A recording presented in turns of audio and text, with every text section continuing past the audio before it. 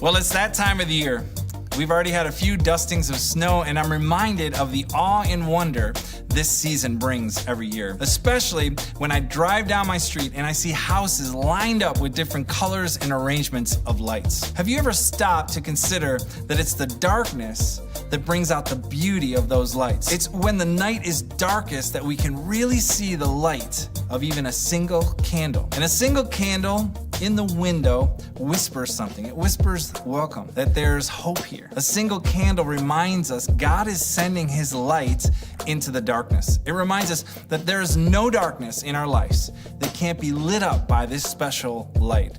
This light is a person, and his name is Jesus. And we're going to be celebrating the birth of Jesus, the light of the world, both in person and online starting December 23rd. Tickets are available for in-person services, so please reserve some seats for you and your friends and your family that are planning to attend. And of course, to ensure safety and physical distancing, tickets are going to be limited. We know that many of you will be watching from home this year, so we're creating an online-only exclusive service made just for you. To create the most memorable and meaningful service, we have a Christmas at-home kits available for you to pick up at your campuses. In those kits, there'll be candles for the family, the world's best hot cocoa. I have no idea where we found the world's best hot cocoa, but we have it.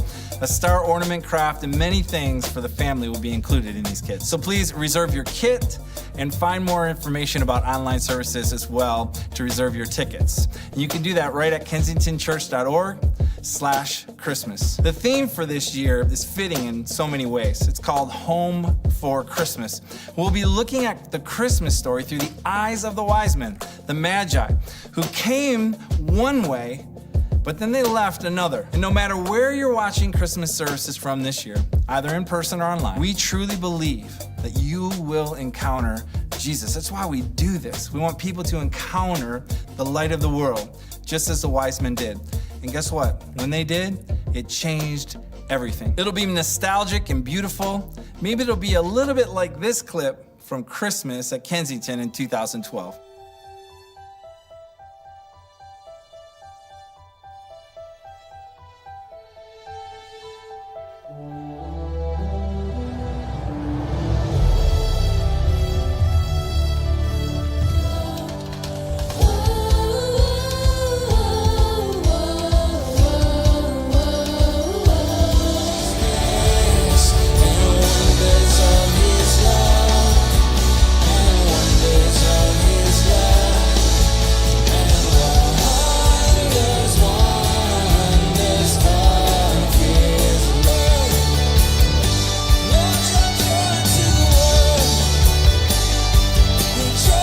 Man, there's something about looking back at the past with fresh eyes. Today kicks off a brand new series that we're calling Foundations, and I'm super excited about this series because together we're going to explore the beginnings of Kensington, the way that God grew and shaped this community, and we're going to be hearing from each of the founding couples. And today we're going to kick it off with Mark and Callie Nelson. You know, Mark and Callie have a very, very special place in my heart, in my wife Amy and our family. Mark really took a chance with me almost 20 years ago where he hired me to come on staff, and I was so new in my faith. I look back now and I cannot believe that he actually did that. But he brought me on staff and he walked with me and really did disciple me and train me in the ways of arts, in the ways of church, and more importantly, in the ways of Jesus. So I just owe so much to Mark and Callie, and I'm so grateful that you get to hear from them today. So sit back, really take in what God is going to do today. Thank you for joining us.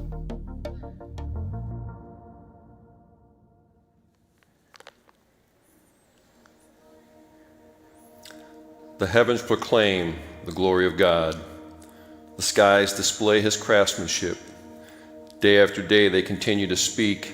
Night after night they make him known. They speak without a sound or word. Their voice is never heard.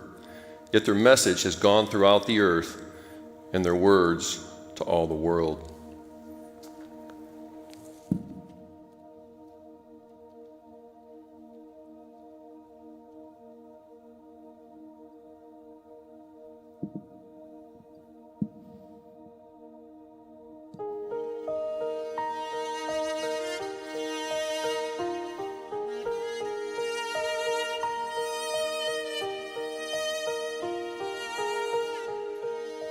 Every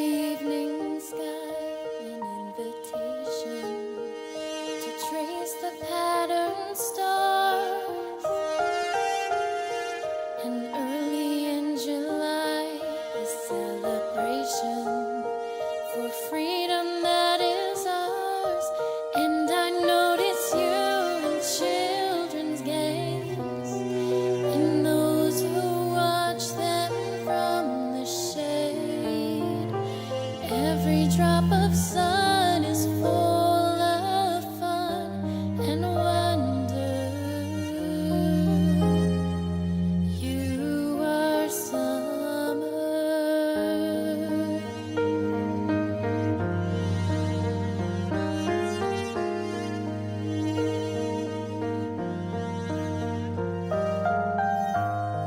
And even when the trees have just surrendered to the harvest time,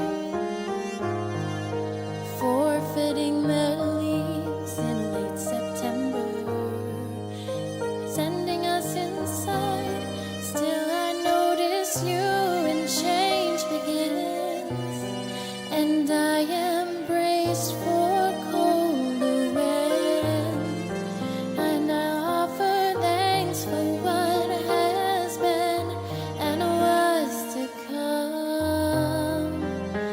You are autumn.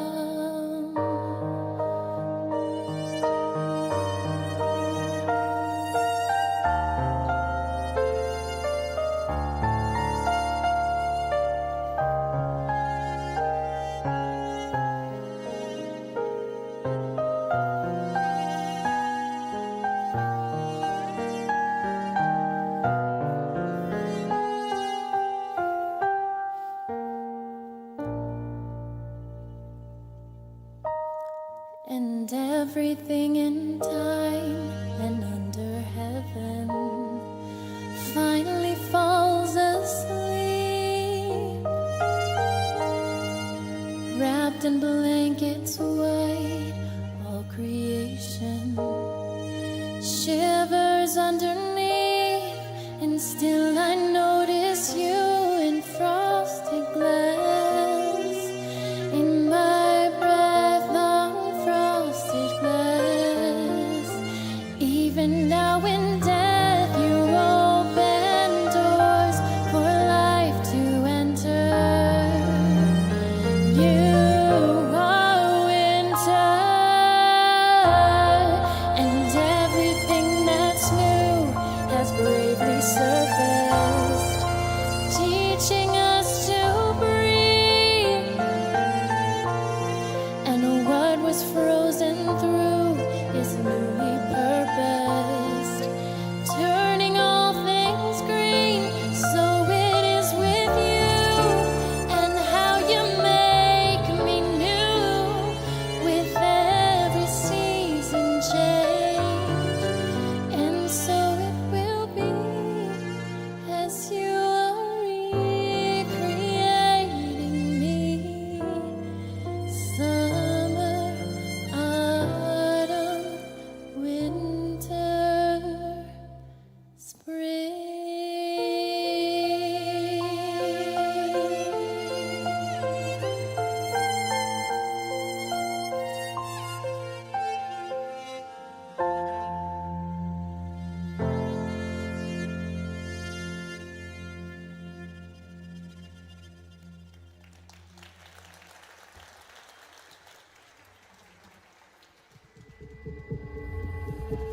The quiet silence.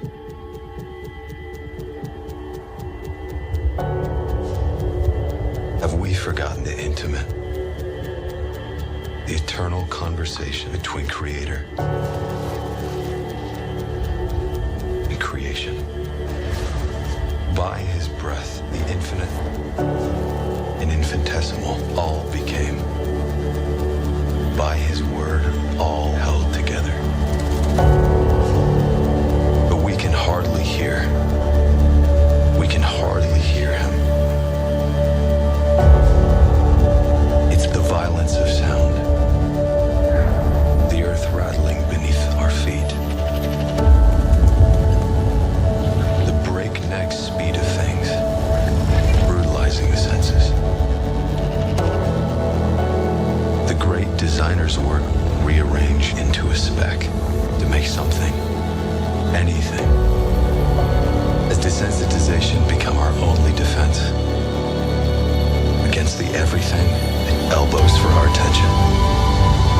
So we anesthetize the senses to stop seeing, hearing, feeling it all.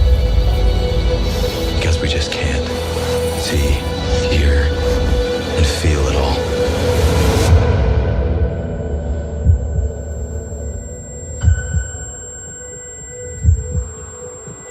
But we are drawn by a whisper, so that we might hear and retune the senses as he waits for our response. Speak, I'm listening. Speak, we're listening.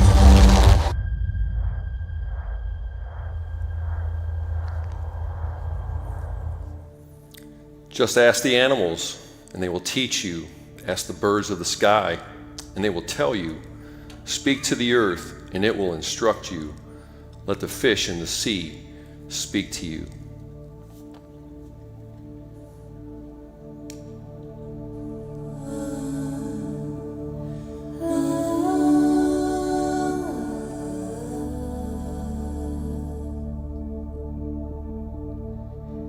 All creatures of our God and King, lift up your voice and with us sing. Oh, praise Him. Oh, praise Him. Let's praise the sun with golden beam, and praise the moon with softer gleam. Oh, praise Him. Oh, praise Him. Hallelujah. Hallelujah. Hallelujah.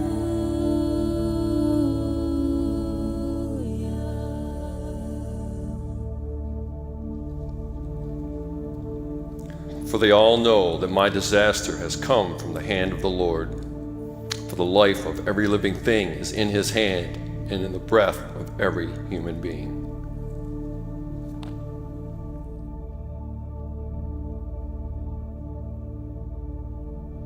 Let all things our Creator bless,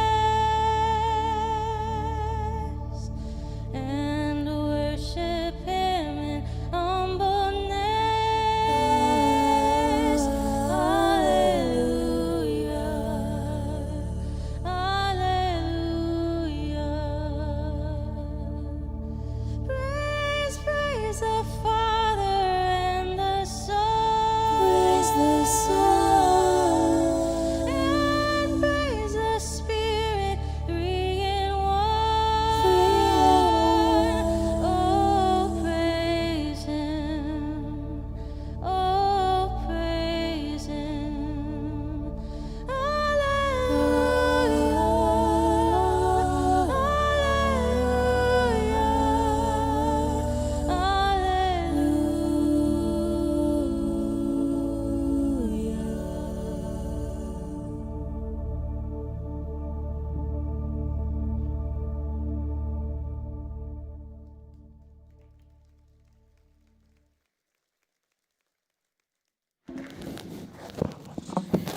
Good morning, everybody. My name is Aaron Jones. I'm the worship arts director here at Township. And we're starting a new series today called Foundations, where we're taking a look at the past 30 years at Kensington. And I really love this series because we're diving deeper into the three founding families' lives. And there's something that we're going to learn how God took their unique gifts and brought them together to create moments that are beautiful. And you know, I think that is so significant for us to even start with that. We're talking about Mark and Callie Nelson today, who served in the arts and production team for over 25 years at Kensington. And one thing that they stood for and how they led in their leadership style is that they believed that we should create moments that allow people to engage with Jesus. And so there's something so beautiful about what we just heard with this opening package. We heard this scripture leading into this song that talks about the seasons and how we see Jesus in every single thing. And then going into more scripture and this spoken word that says, speak, God, we'll listen. We'll look for you in the trees. We'll look for you in the wind. We'll look for you in the waters. We'll look for you in nature. We'll look for you even in the small things in our lives. And so there's so many times where we tend to overlook that. We tend to overlook how God can really be in everything around us. You know, there's some times where we even come to these places in our lives and we get to this point where we're so breathtaking. Like imagine you're out on this hike and you get to this site and you see this, and you see the mountains and you see the waters and you see everything just flowing together. Even how lightning strikes and sparks something. There's something beautiful that you can learn from that and really see God in that. And so that reminds me of this time that I went camping in Alaska with my sister. And there's some pictures that we'll show you. But I remember getting off the plane and walking out of the airport into this small town. And so there's this view of we're walking over this bridge and I see this mountain in the back and the clouds are kind of coming in and the water's flowing under. And I'm just like, whoa. How amazing this is that this can't be real. Like this looks like a picture. And I had to capture it because I'm just sitting here in awe of who God is. And I remember we set up our camp and I went out the next day and I went for this hike. And we came to this place where the trees were surrounding and there was like this inland body of water. And naturally, I begin to skip these rocks.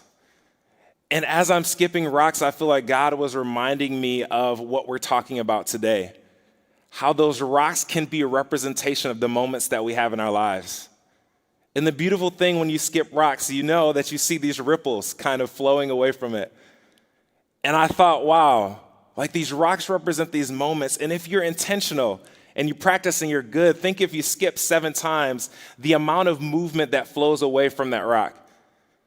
And I was thinking about that and thinking that those ripples, the things that are flowing away, is a representation of the impact that we have on the lives around us when we're intentional with the moments that we have in our lives.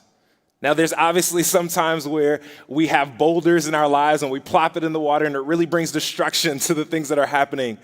But then there's the beauty of the intentionality of taking this small rock and letting it float. Those are the very moments that Mark and Callie position their life around to create. And so this whole picture of me learning about God from this experience that I had in Alaska really takes us back to that scripture that we heard at the beginning, Psalm 19. It says, "The heavens declare the glory of God. The skies proclaim the work of his hands. Day after day they pour forth speech. Night after night they reveal knowledge. They have no speech. They use no words. No sound is heard from them, yet their voice goes out in all the earth. Their words to the ends of the world. In the heavens, God has pitched a tent for the sun. It rises on one end of the heavens and makes a circuit to the other. Nothing is deprived of its warmth. Creation alone can speak and express the majesty and the glory of God the Creator because it points directly to who he is, the ultimate artist. And so I'm so excited to dive deeper into listening to Mark and Callie and how God just didn't use them to create these artistic moments in Kensington and what we know as the production Kensington, but he used their lives to be moments to impact everyone.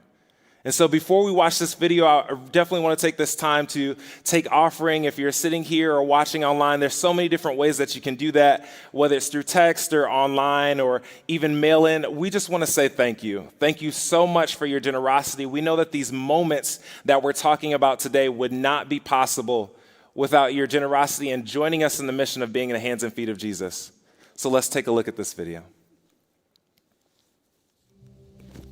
I remember as like a teenager, not sleeping well at night, being concerned or worried, but I had a relationship that was very private with God.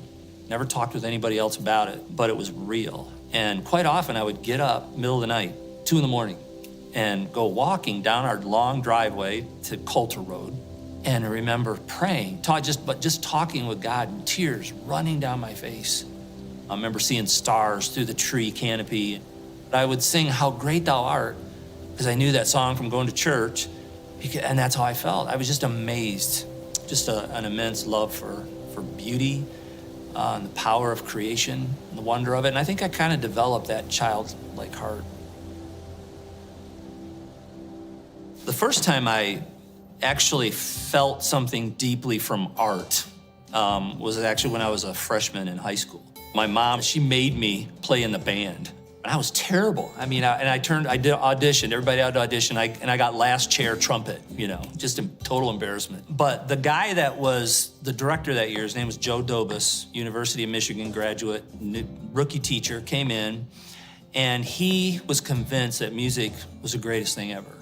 And that it wasn't about playing notes, but it was about getting to feel it, to create an emotional expression that was meaningful. We're all just like, yeah, whatever, dude. We were terrible. We didn't know what he was talking about. Everybody was screwing around, and it was just a mess.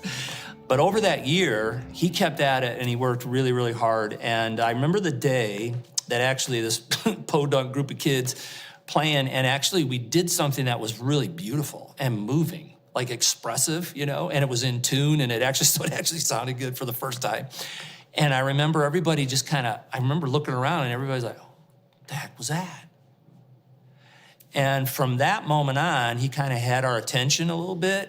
And over about a 3-year period through high school, he developed a program where a great number of kids were getting, they were going to the big universities on music scholarships and stuff out of Lapeer, Michigan. My bar for excellence in all things, I didn't even realize it had happened, but I would compare Joe Dobus as a teacher to my football coach and to my biology teacher and anything else that I was kind of evaluating. So I went to college as a music major and ended up teaching my first year out at Oakland Christian School. What was interesting is the very first time I was troubled by the fact that it looked like if you were a follower of Jesus, if you're a Christian, that you had to kind of make a choice to be in a lesser camp.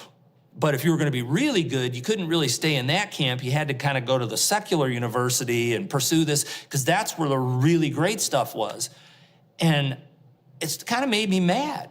And I read a book by Francis Schaeffer's son, and it was called Addicted to Mediocrity. And I didn't read books very much at all, but that book helped me kind of put language to what I was feeling.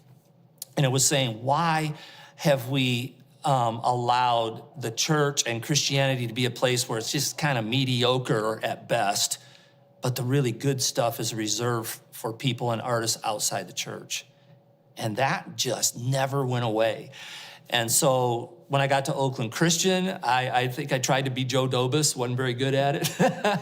But I really was trying to help my kids sense what I had sensed, this something that was worth being a part of, worth listening to, that would move my heart deeply, And over years of, wanting to kill the kids and the kids wanting to kill me, we kind of got there, and began to experience expressing things that were really powerful. Now, what happened is when I met my wife, Callie, we started it was like a sing and dance kind of a thing. And in a Christian school back in the 80s, that was not allowed. But what happened is the kids were really gifted. It wasn't anything we did. They were super gifted as musicians and so forth. And they were able to communicate things so powerfully.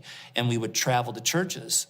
Surprisingly enough, this kind of secular type thing was moving people in church.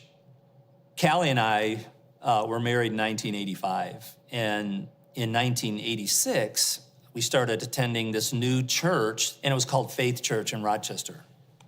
And lo and behold, a few months into that, this guy named Steve Andrews took a job there as an associate pastor at Faith Church. And but the neat part about him coming was that he had the charge and the permission both to plant a church, and it was supposed to be within 3 to 5 years. And so I'm like, wow, is this a real thing? People do this, And then shortly after that, Dave Wilson came from the University of Nebraska to become the chaplain for the Detroit Lions here in Detroit. He lands there. Somebody told him about this little church start in Rochester Hills, and so he came and ended up there. And so within a period less than a year, all three of us ended up at Faith Church. When I first saw Mark and Dave and Callie, Ann wasn't on the stage, but they were up.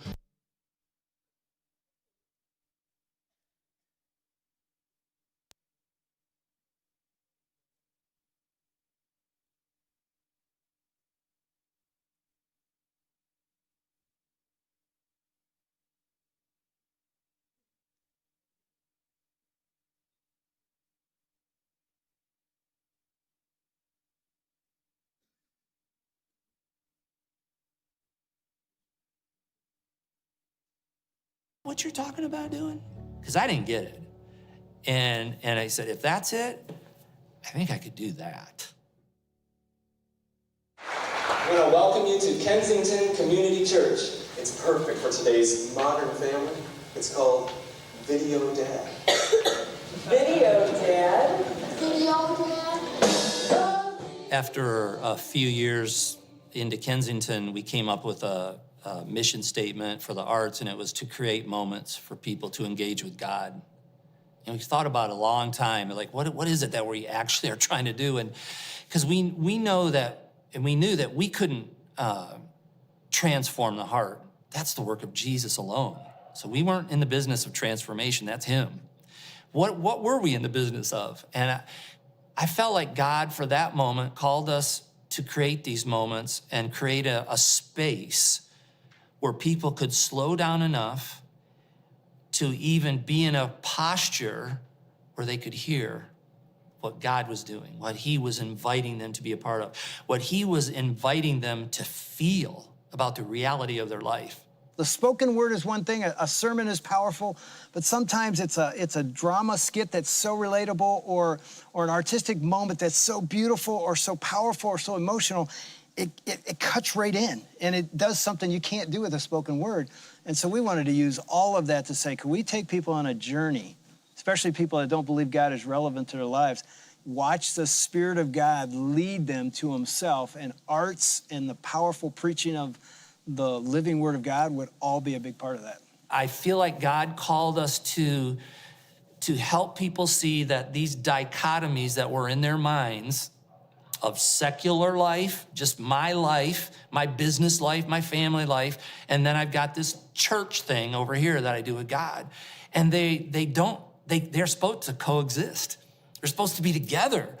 And so I think that's what we had the privilege of doing, was actually connecting with the thing that people cared about the most in a context where they could actually feel it and almost admit it to themselves, maybe for a first time, and then have a presentation of a loving God without judgment, embracing them and loving them in that space. And every time I go for a promotion and you give me the laundry list of reasons why I won't get the job, you're not supporting me. And every time you say that you're going to buy salami and don't, you're not supporting me. I'm sorry, Bobby.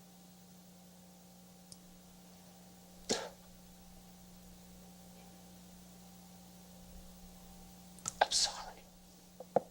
The good movies, good films, they reach in and they help you identify with your greatest needs, your greatest feelings, your greatest fears, your greatest longings. So it's in another character. Well, you've got a grid, right? So I'm watching this character, but my grid of my life is over it like this. So I'm seeing the character through my life and all the different parts of it.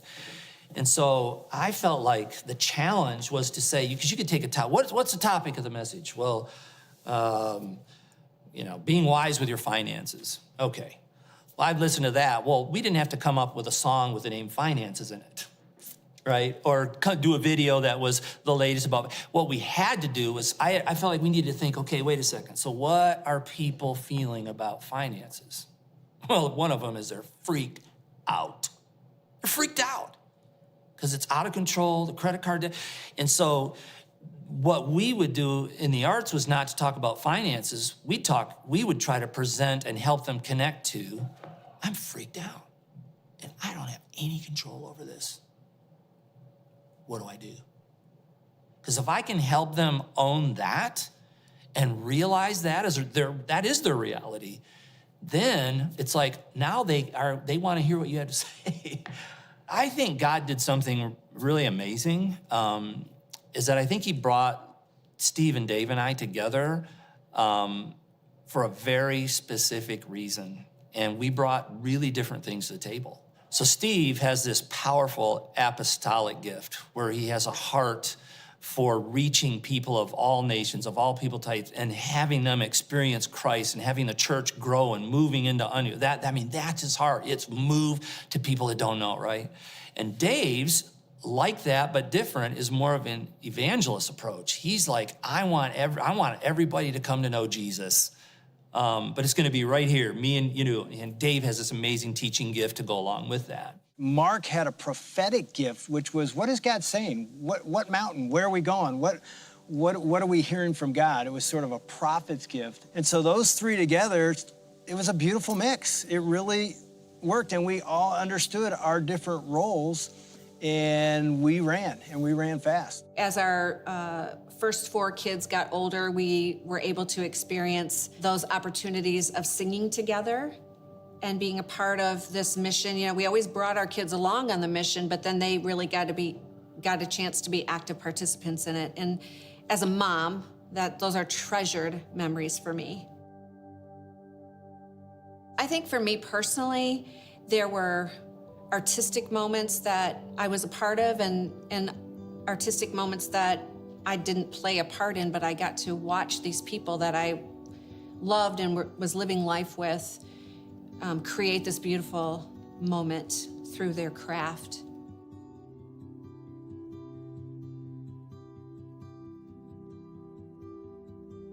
To actually step out in obedience to what he's asking you to do when you're like, I don't know how in the heck this is going to happen. That's what he did on a weekly basis. I think probably my fondest memories are the times when our whole team was literally sweating bullets when we came in for rehearsal that morning, because we knew, whoa, this could go really bad. And then God would put it all together, and I can't tell you, I would say hundreds of times we'd be in the wings and we would just put our arms around each other. So I remember Keith and Sandy Callan, Steve Matar, Joe Armillo, Kristen Twilla, all these people, and we would hug each other and tears would be coming down our face because we knew we couldn't do this. And he did it. I remember so many times we'd be in the back and go, oh my gosh, look what he did. I think what I learned is I'd heard that term from the story of Moses where God says, pick up the stick, and basically the whole concept of use what's in your hand. What I give you is enough. And Moses is like, I can't do this. There's no way I can go to Pharaoh, right? He's gonna kill me.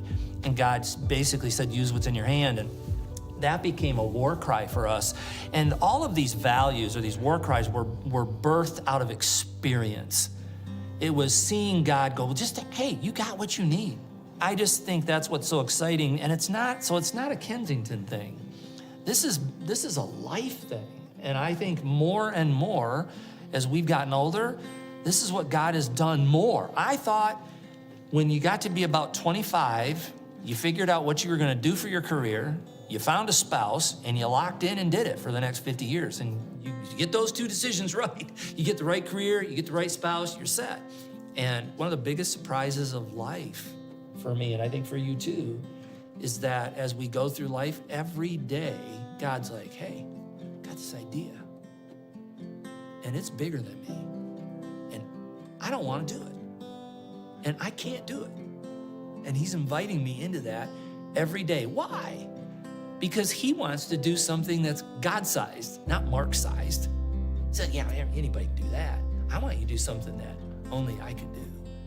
And that's been our experience over and over and over, whether it's Kensington services or if it's our family. He's always, regularly, daily calling us into something that without him, I can't do it. Everybody who's at Kensington now is on an adventure. And none of us, the adventure is Kensington. Kensington's not the adventure. It's Jesus that's the adventure. It's Jesus calling you and your unique created being that he made you into something in partnership with the Holy Spirit that could never be done by another person, never will be done by another person. That's our excitement for people, every person, that they would find with it. Some of them, they're gonna have that adventure at Kensington. Some of them are not. And it doesn't matter. What matters is that we can get to a place where we can surrender with no agenda and say, God, have me. Here's my life. Here's my life. You lead me, I'll follow. Well, wait a minute, I can't afford that. I don't have the resources. I'm scared to death. I hate that. I'll follow. And when we do that, it's gonna be amazing. It's gonna be Kensington in 10,000 different literations. Kensington, as we knew it, has already happened, and it will never happen again. So I hope nobody tries to duplicate that. Right. It's not supposed to be duplicated. That was for us, that was our adventure. What is gonna happen in this next season is gonna be more wonderful. It's gonna be something that has never been done before, that is gonna explode the kingdom, right? And so I just am excited to see. For everybody that's connected to the Kensington family in any way, there's unlimited potential and varieties of assignments that God is going to call people into.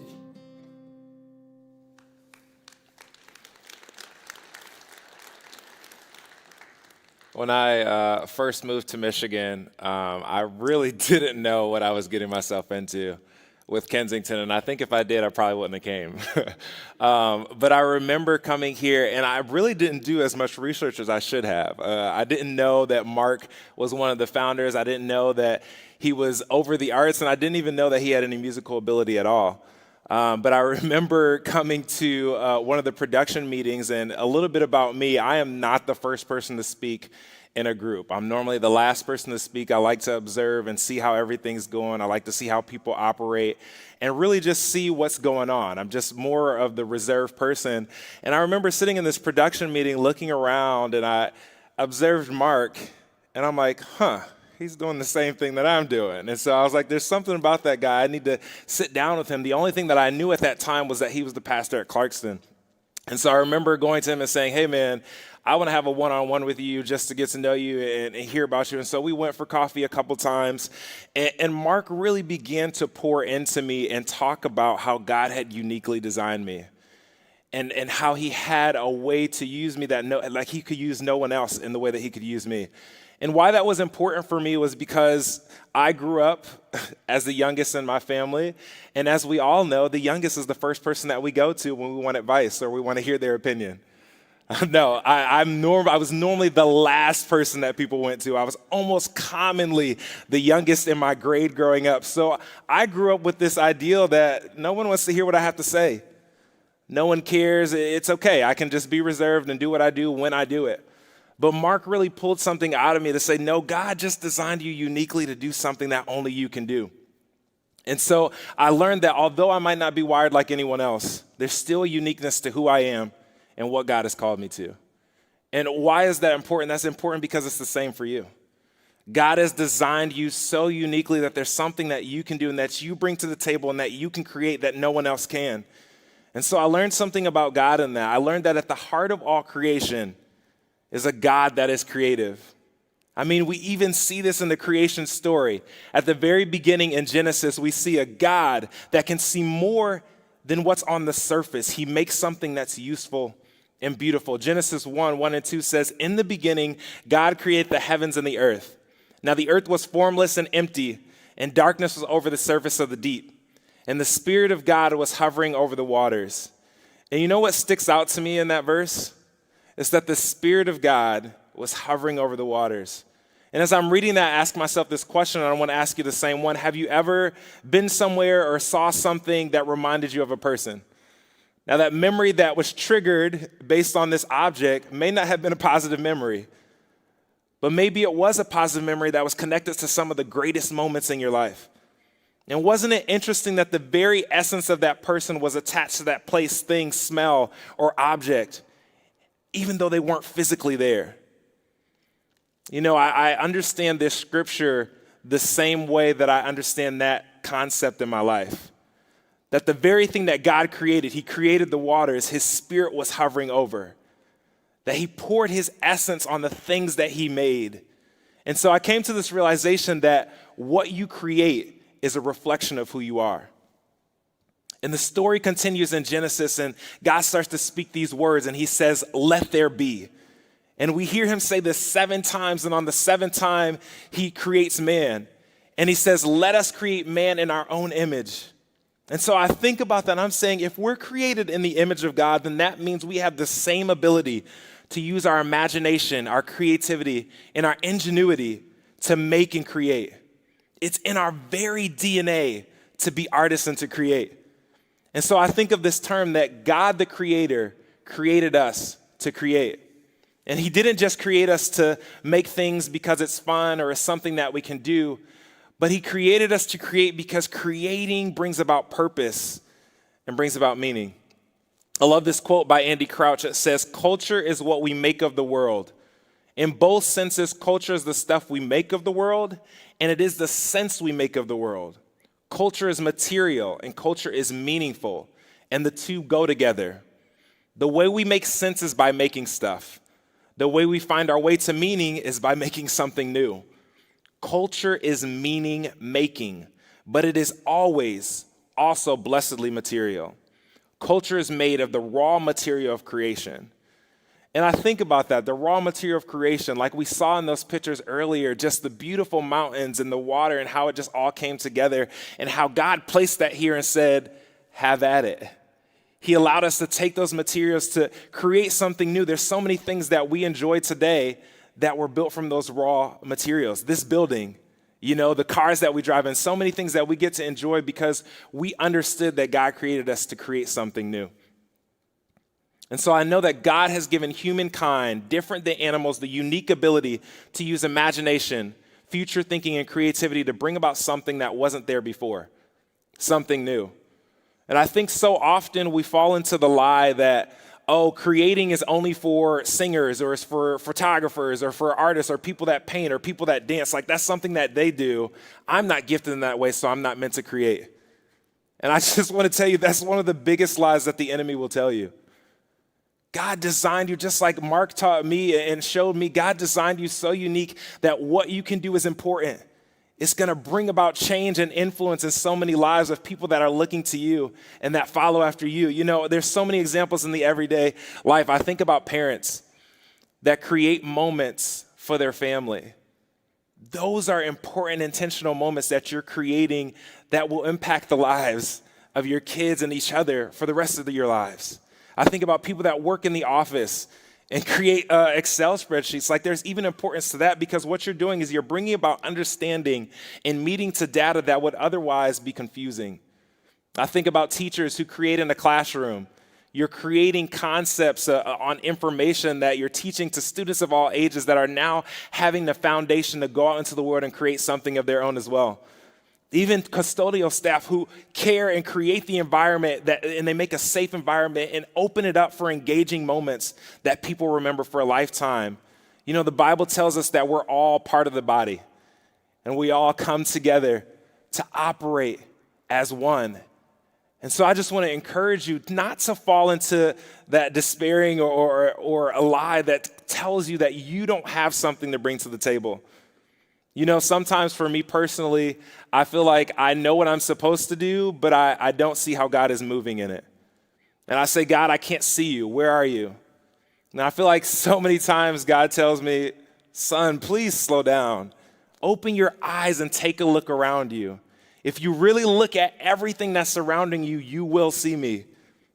And this reminds me, as I reflect on my life and looking at how God was in the details, it reminds me of one of my favorite movies as a kid. It was Willy Wonka and the Chocolate Factory, and I promise you, I'm pretty sure my parents had 4 copies of that VHS because I would watch it, I would rewind it, watch it, rewind it, and watch it. I'm sure most of you have kids who are out there who watch Frozen a million times. Willy Wonka and the Chocolate Factory was that movie for me. That's where my love for chocolate milk came because Augustus was reaching down in that pond of chocolate and shoving it into his face. But I look at this movie and I see a man that created a world to help people experience joy and understand the importance of love and the need for family and community. And there's this song in the movie that shows me God and how God at a young age was already instilling in me the calling to open my eyes and not just see him, but also create myself. And it goes like this. Come with me and you'll be in a world of pure imagination. Take a look and you'll see into your imagination. We'll begin with a spin, traveling in a world of my creation. What you'll see will defy explanation. And the song goes on to say, if you want to view paradise, simply look around and view it. Anything you want to, do it. You want to change the world? There's nothing to it. There's no life I know to compare with pure imagination. Living there, you'll be free if you truly want to be. And I remember that scene. I don't know if any of you have seen the movie, but Willy Wonka's sitting there. He has a cane, and they're trying to walk down the stairs, and they would just want to rush and touch everything and see everything. And he's like, hold up. Just take in the beauty of everything that I created. Would you just take a moment to look and take in everything? Would you slow down and look? And so I see him going through this moment. They're walking down the stairs, and then he finally releases them after they take all that in, and they rush out there. And you see these kids, they're in all of this place. They're instilled in hope, and they see just this beauty of everything that this man has created. And you also see the parents sparked with a reminder of what it was like to dream, to be free, and to create. You know, it's funny because we know that children can have some of the greatest imaginations. They're always asking questions. They're curious. You know, sometimes the questions seem a little bit annoying, but they're always so curious. And there's something so beautiful about that curiosity. And research shows us that as we get older, we start to lose that ability to imagine and to be childlike. And so it's no mystery when Jesus says in Matthew 18:3, truly I say to you, unless you turn and become like children, you will never enter the kingdom of heaven. And I know that's something that we champion here at Kensington. We teach from a young age that God has wired you uniquely. He loves you, he cares for you, and he created you to be a reflection of who he is, a creator. One that creates moments that leads people back to Jesus. And I've had the privilege to witness this firsthand by working not just with the K-Kids department, but also working with Kaleo. And every year we highlight these different ministries that people in the very seats that you're sitting in pour in to create different moments. And so we sat down with Renee Mullenix, and she is one of the directors of our Kaleo program. And we talked to her about how Kaleo is creating moments for students in the communities and their families around us. So take a look at this video. I was a student in the very first class of the Kensington School of Arts back in probably 1997. Through the School of Arts and with Mark Nelson being one of my mentors, I started to kind of see this bigger vision for what these passions that I had for music. One of the foundations at the School of Arts was that you're a child of God, that you're loved by him, and anything that you create should come out of that. So after I graduated college with my music degree and I got married, we ended up here at Kensington again. And I started out as a music teacher for a program that was called New Community Kids at the time. We met on Wednesdays, and it was this arts program where we would coach the kids over the course of like 12 weeks. And then over time, Mark Nelson, who was directing it, ended up having to take on another role and was looking for a director. And so I stepped into that role. Opportunities started to unfold for us to expand and grow to other locations, other campuses at Kensington. And the real turning point was when the schools came to us and said, hey, we're really in need of some supportive arts programs. Could you help us? And we thought, okay, let's replicate what we do. Let's try it out. So we kind of went all in on this vision that we felt God gave us, and we changed the name officially to Kaleo, and it means to invite. Everybody has been familiar with the Kaleo program. It had been around before our partnership with them.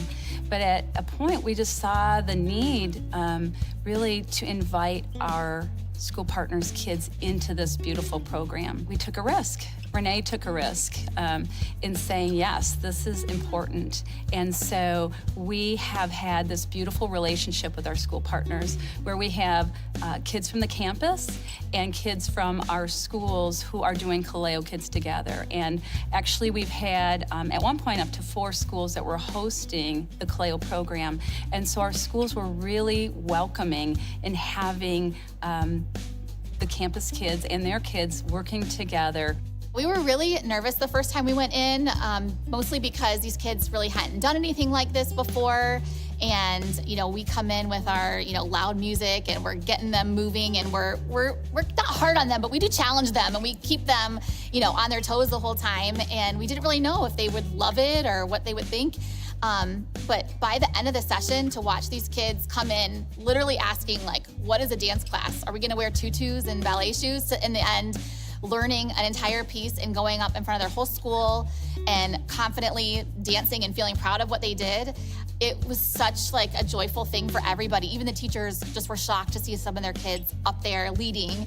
We wanted them to have a bigger vision that when you know who you are, which we believe you are a child of God, and we really wanted kids to understand that. So it's really fun because the arts kind of can open up something in a child that might not show in other ways. And so when you have this team of people that love God and they're listening to God in the moments to say, hey, what can I do to help reach or connect with this kid?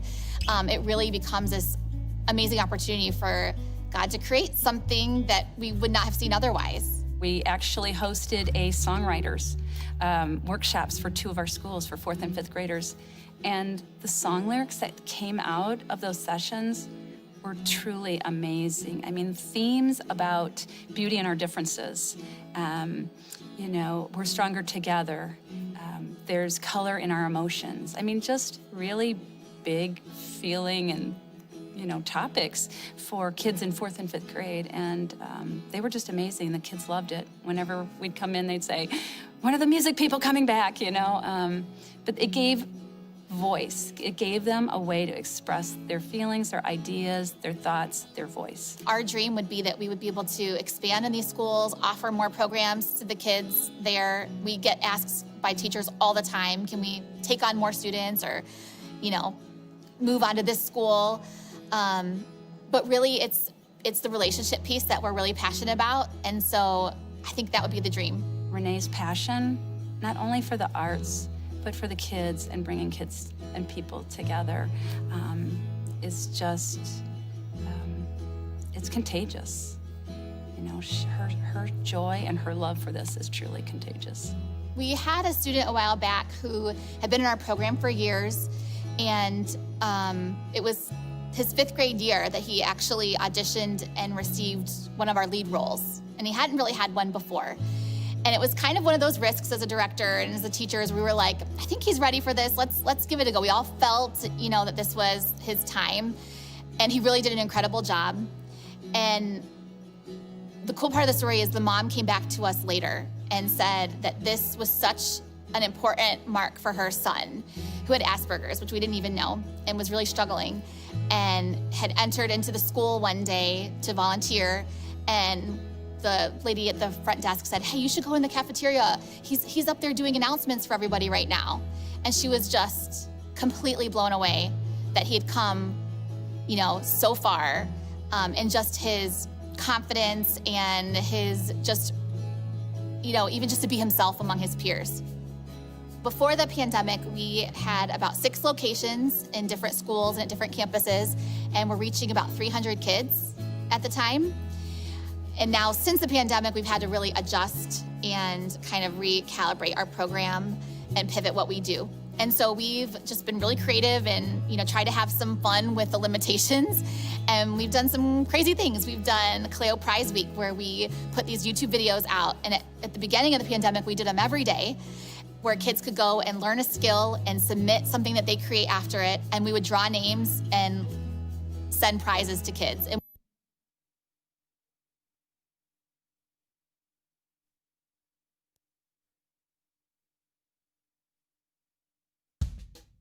I was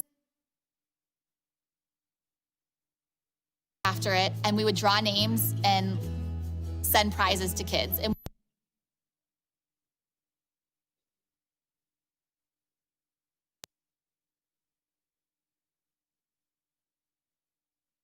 look back and say, hey, I learned a new skill over my quarantine.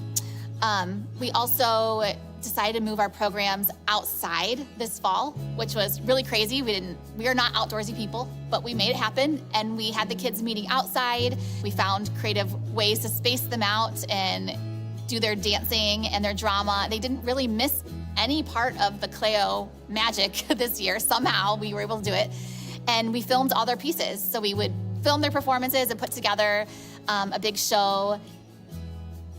I want the students to know how loved they are by God, how special and unique they are. They don't have to prove themselves to anyone, and that there's a beautiful future for them. And when they trust God and they just continue following him, they're going to experience that joy, and they're going to overcome trials, and they're going to really shine in their uniqueness.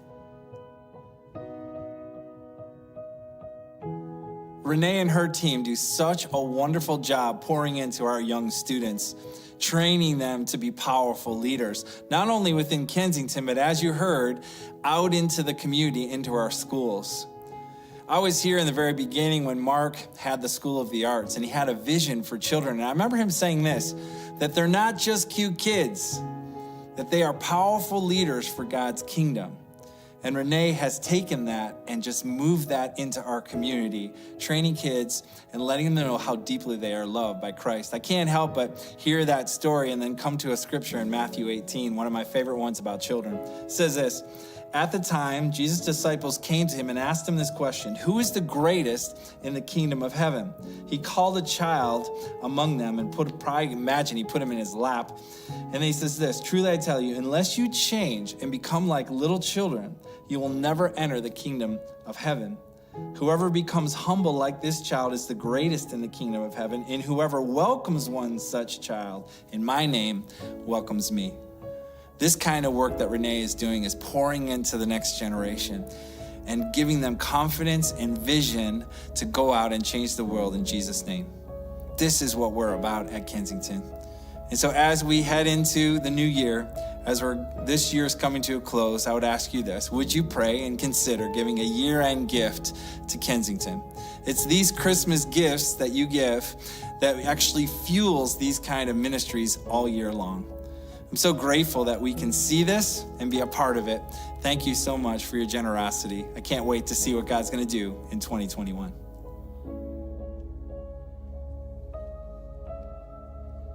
I've had the privilege to work with Kaleo this past semester. And, everybody has suffered loss in some form or another during the pandemic, whether it's like the loss of community or in so many different areas. And so there was something about coming in and seeing people create moments for these kids and seeing these kids come in and live again. Seeing them come in and have that joy, have that smile on their face, smiling with their eyes, and really being able to dance and sing and just be free, to know that God has gifted them and they don't have to be afraid or ashamed. They can just live here. And so you got these books as you walked in. And so I just want to encourage you this week or when you leave today to flip through it and really read about the different ways that God has allowed us to create moments. And maybe as you read it, you'll consider giving a gift or jumping in with us and being a part of this mission that we have. But before we move on today, I want to challenge you with something. And I want you to ask yourself a couple of questions. I want you to ask yourself, what moments are you creating with your life? And when you think of those moments, do those moments that you create with your life, do they reflect who you want to be? And when you think about those moments, do they reflect who Jesus is? Are we being intentional in the way that we interact with our family? Are we being intentional with the way that with the people that we work with? Are we being intentional with the strangers that we meet? I mean, we're so quick to be so standoffish because we all have our mask on and we want to stay back, but are we still showing the love of Jesus and creating moments that would lead them back to him? And maybe you're not even there yet. Maybe you're at the place where I was talking about earlier, where you're saying, God, I don't know where you are. I can't see you. I don't understand you. I can't relate to this. I still don't know what my purpose is. But can I encourage you, just like he encouraged me at such a little age in that song, to open your eyes and look around and see him in the things around you. Like that song says, if you want to see paradise, if you want to view it, simply look around and see it. And we're about to go into this song, and I love this song so much because it talks about the grandeur of who God is, how he created the stars in the sky and created the galaxies and created the universe. But then it funnels in and says he loves you. That even though he's such a big God, he still loves you. That you are worth it. If you were the only person that he died for, he would have did it just for you.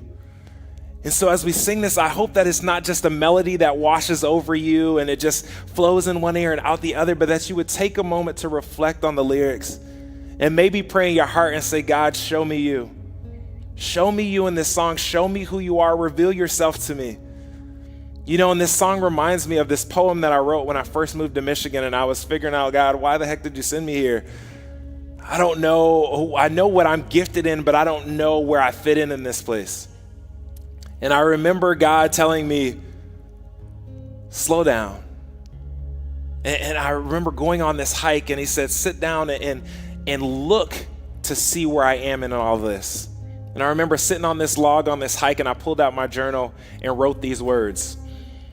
Just like you paint the skies, let my life resemble your beauty.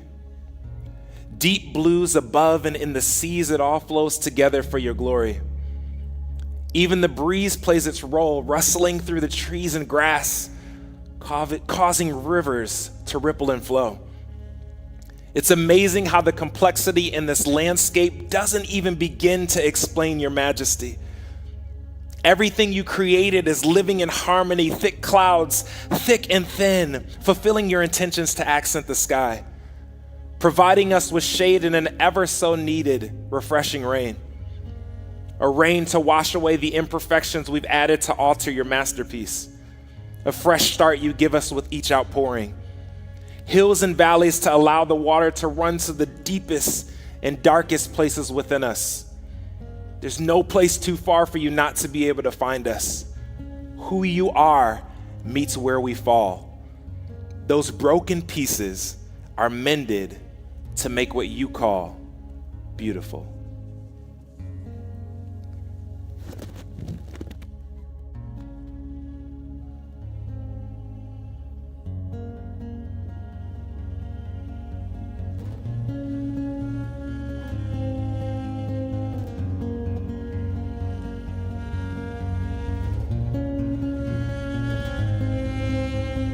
God of creation, there at the start, before the beginning of time.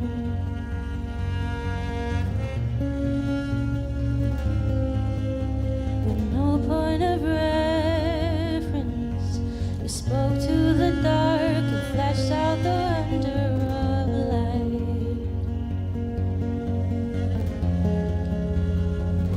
And as you speak, 100 billion galaxies are born. In the vapor of your breath, the planets form.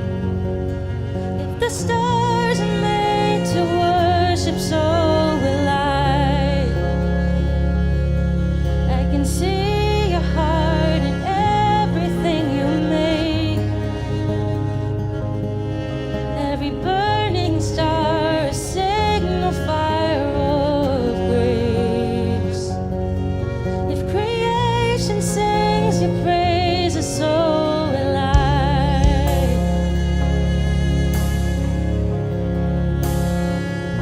So will I.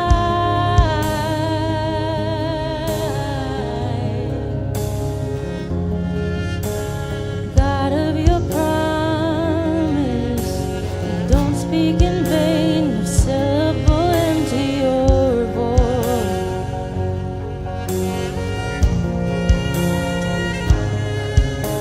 But once you have spoken, all nature and science follow the sound of your voice.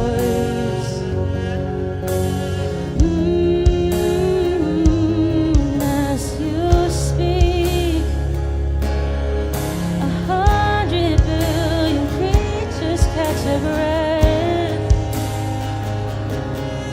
evolving in pursuit of what you say. You left the sky to render, so will I.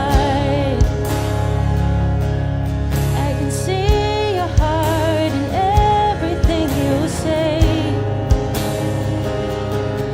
Every painted sky, a canvas of your grace. If creation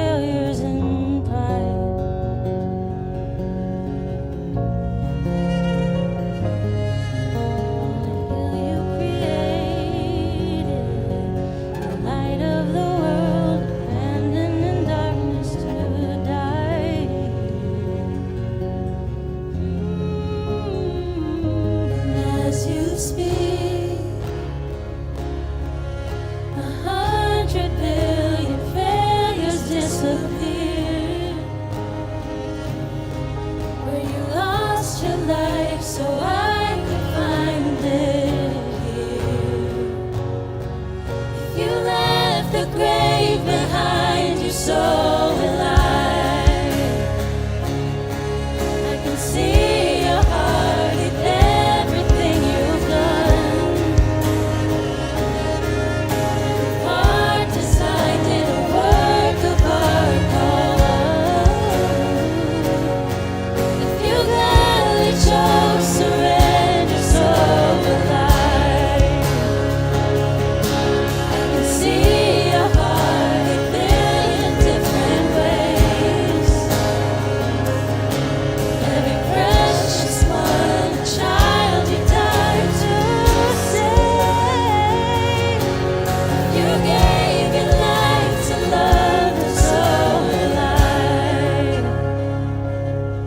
And you would again 100 billion times. What measure could amount to your desire?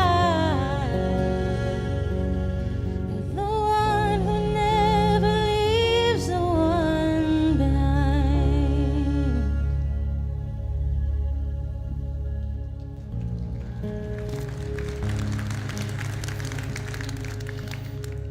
God,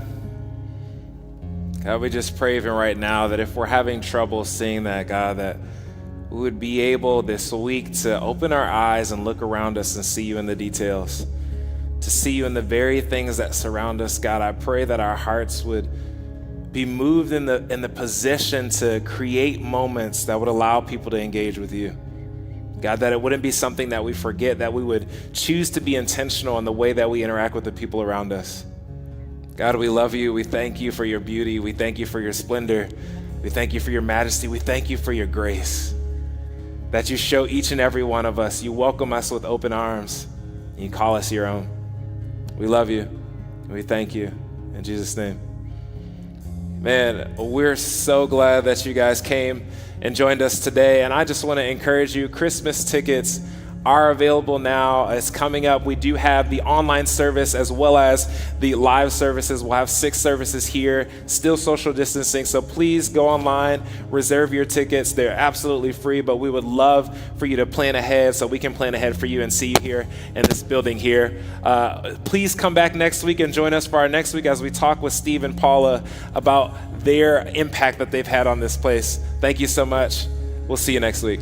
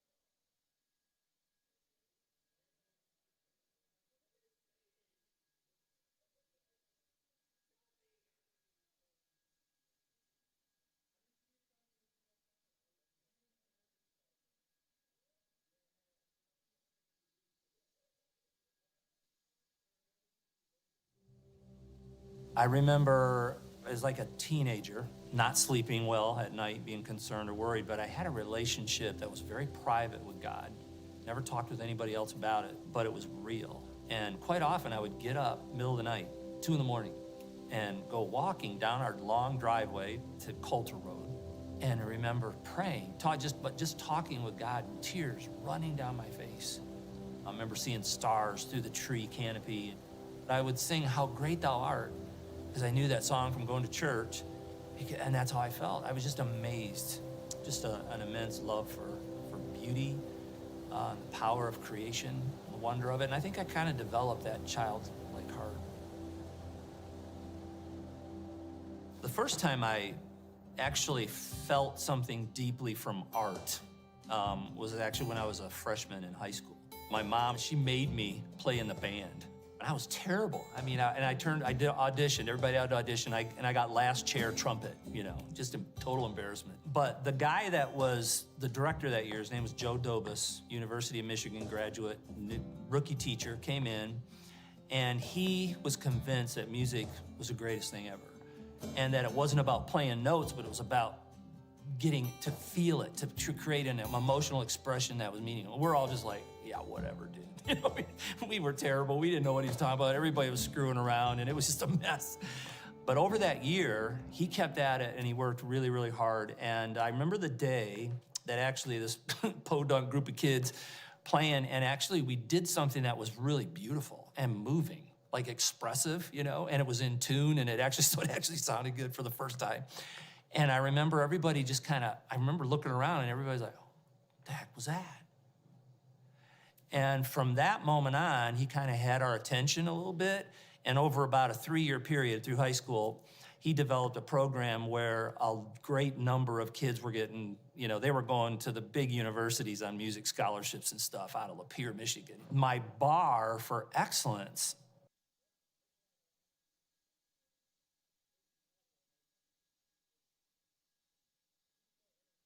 came from